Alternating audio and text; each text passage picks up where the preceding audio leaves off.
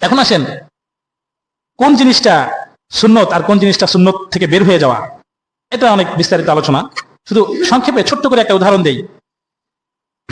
কোন কাজটা বেদাত হয় আর কোন কাজটা বেদাত হয় না, শুধু এতটুকু বলি। কখনো কোনো নিষিদ্ধ কাজ, হারাম কাজ কখনো কি হয় না, বেদাত হয় না। হারাম কাজ কখনো কি হয় না, বেদাত হয় না। যে কাজটা হারাম, যে কাজটা নিষিদ্ধ, ওটা তো নিষিদ্ধ, ওটা তো কখনো বেদাত হইতে পারবে না। বরং বেদাত হয় সবসময় কোন কাজগুলো, যেটা বৈধ। যেই কাজটা বৈধ ওই কাজটাই কি হয়, কিছু কিছু কারণে বেদাত হয়ে যায়। যেমন ধরেন, কোনো ব্যক্তি, যেমন বাংলাদেশের মানুষ আমরা সাধারণত কি করি, প্রতিদিন একবার করে গোসল করি, তাই না? প্রতিদিন একবার করে কি করি, গোসল করি। গোসল করা তো আর নিষেধ না, জায়েজ আছে, বৈধ কাজ। এখন কোনো ব্যক্তি কি করলো, সে 2 বার করে গোসল করা শুরু করলো। আবার গোসল করার ক্ষেত্রে সে বিভিন্ন নিয়ম কানুন ফলো করে। হ্যাঁ, যেমন প্রথমে সে মাথা ভেজায়, মানে শরীর ভেজায় না, প্রথমে সে শুধু মাথা ভেজায়, এরপর মাথায় সাবান দেয়, এরপরে সে পা পরিষ্কার করে, এরপরে হাত পরিষ্কার করে, একটা নিয়ম ফলো করে আর কি। এখন এই নিয়মে সে গোসল করতেছে, কোনো অসুবিধা নাই, জায়েজ আছে।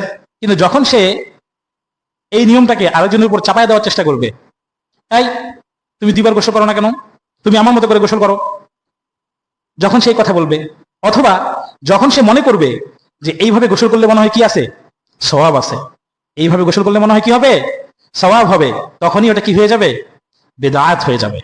বৈধ কাজ বৈধভাবে করলে কোনো অসুবিধা নাই, কিন্তু বৈধ কাজকে যখন সওয়াবের অন্তর্ভুক্ত মনে করা হবে, হ্যাঁ, একটা কাজ বৈধ, কিন্তু এটাকে যখন শরীয়তের মধ্যে ঢুকানো হবে, তখন সেটা কি হয়ে যাবে, বেদাত হয়ে যাবে। তো এইভাবে যখন সেটাকে মনে করবে সওয়াব, মনে করবে যেটা তো সওয়াব আছে।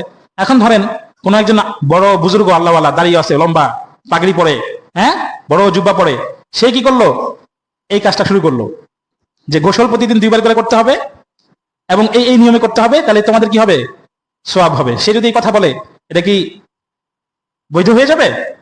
না, বরং এটা বেদাতই থাকবে। কিন্তু সাধারণ মানুষ যারা বুঝে না, যাদের হয়তো কি ওই জ্ঞানটা নাই যে কোনটা বেদাত কোনটা বেদাত না, তারা অনেকে মনে করবে, আরে এই বড় হুজুর কি করে মিথ্যা কথা বলবো, হ্যাঁ, সে হয়তো মনে করবে যে কি এটা মনে হয় কি আছে, সওয়াব আছে। যখন সে এই কাজটা শুরু করলো, যাচাই বাছাই করলো না, তখনই কি হয়ে গেল, সমাজের মধ্যে একটা বেদাত চালু হয়ে গেল।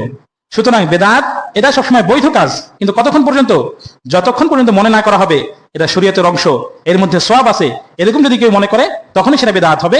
আর যদি কেউ এটা মনে না করে, নিজে নিজে করতেছে, হ্যাঁ, নিজে নিজে 100 রাকাত নফল নামাজ পড়ছে, কোনো সমস্যা নাই, কিন্তু যখন সে আরেকজনের উপর চাপাই দিতে চাবে এবং বলবে যে এটা করলে কি হবে, এক্সট্রা সওয়াব হবে, শরীয়ত হিসেবে সাব্যস্ত করতে চাবে, তখন সেটা কি হয়ে যাবে, বেদাত হয়ে যাবে। আল্লাহ তাআলা